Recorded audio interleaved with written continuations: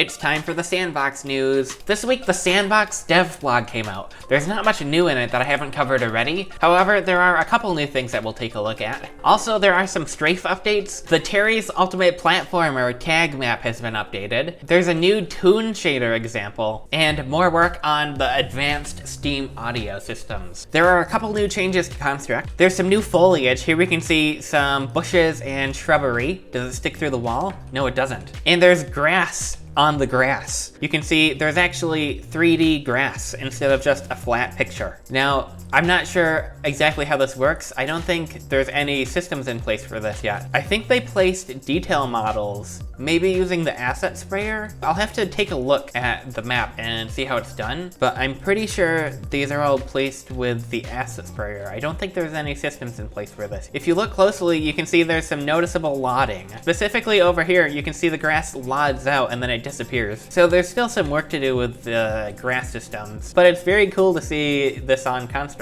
It adds a lot more realism and it makes the environment a lot more immersive. We can also see there are some plants here. Very realistic, very cool. I also feel like the lighting looks a little better here. I'm not entirely sure what's going on. Maybe there's been some changes to the post-processing and color correction settings on this map, although I'm not really sure. There's also a new room over here. It looks really detailed. If you look closely, you'll notice all the advanced geometry on the walls and on this shelf cabinet thing and the table. Now, there's something really cool that wasn't immediately noticeable. All of this geometry is actually made in Hackr, the level editor, and it's all made with one hotspot material. This table is very detailed and it looks like a 3D model made in a modeling software, but with my trained eye as a Hackr user, I can recognize the hotspot materials and the grid sizes. This is just a crazy example of what you can make only using the level editor without any 3D models. This room back here is just an empty hallway. There are some new clothes, specifically this bucket helmet. Now, this is like a medieval bucket helmet for the medieval soldier. It's very crazy, and it almost completes the medieval Iron Soldier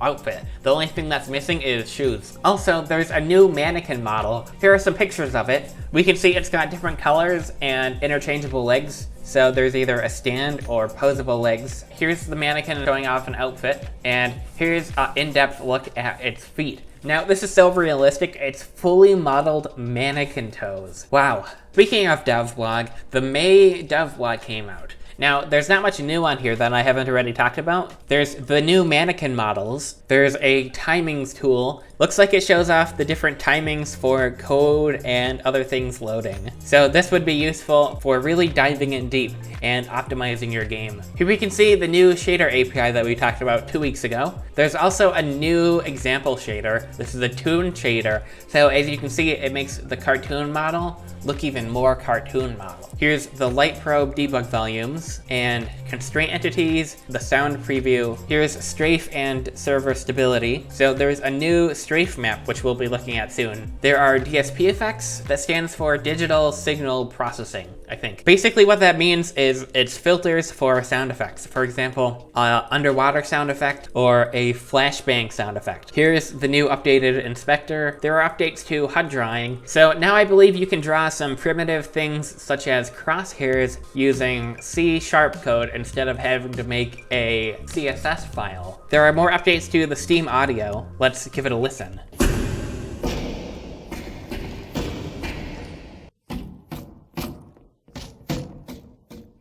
There's been updates to the video settings and length constraints, the light animations, which we showed off last week. There's all the new clothing that we've seen over the past month. Right-click to create assets. And there's been performance and quality improvements to VR, along with haptics. We've seen tiling on the fast texture tool, and you can now pose ragdolls in Hackr and have them actually be posed in the map. Now, I'm pretty sure this is a thing in base default source 2. However, in default source 2, there's actually a separate entity for ragdolls. And I guess when ragdolls were converted to just use the default prop entity, it removed this functionality, but now it's been restored. Here's the Hackr full screen layout and automatic materials. So if you right click a texture and click create material in the new asset browser, it will hopefully try to fill in all the different textures if they have the appropriate name. Alternatively, we could have done that by clicking this arrow here and clicking autofill. But now they've removed that extra step. That's it for the S&box Devblog. Devblog. Again, most of it we've already covered in these videos, however there were a couple new things.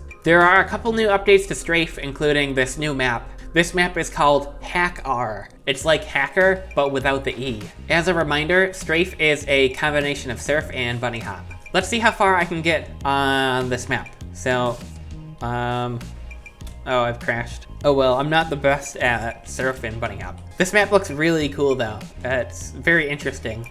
Are these jump pads? So if I jump over here, oh yeah, it looks like it makes you jump a little bit higher. What is this? I think this is a checkpoint. Very cool. There's also UI updates. So if I press Q, tab, this is still all work in progress. So very cool. Somebody got 4 seconds on this map? That's not right. The map for Tag on Terry's Ultimate Platformer has been updated. Here we can see it's been transformed into a colorful cartoon world. It's hard to tell because of the post-processing, but these aren't just solid colors. There's actually some patterns on the walls. And if we go on the top, wow, the post-processing effects are really strong, but you can kind of see there's screws, like it's giant blocks. There's also updates to baking Steam Audio. So in the compile window, under Steam Audio, there's an option to bake it with your graphics card that might make it slightly faster. It's still a work in progress. Also, the compile process in general has been optimized, so baking Steam Audio will take significantly less time.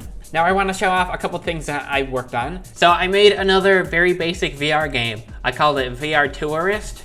It doesn't have any gameplay or anything. You can just walk around and look at maps. All of the other VR games in S&box that actually had movement were broken right now, so you couldn't actually look at maps in VR. I also updated my S&box Backrooms game. There's no new gameplay features, just increased graphics. So if you look closely, you'll notice it looks a little bit better, a little more realistic and scary. As a reminder, this is a procedurally generated Backrooms demo. So you just walk around and experience the back rooms. Whoa, the red light! There's a ghost too! Wow, this is so scary. I'm gonna shiver my spine. Well, that's it. That's all the S&box news. Like, comment, subscribe, and thank you to my Patreon supporters.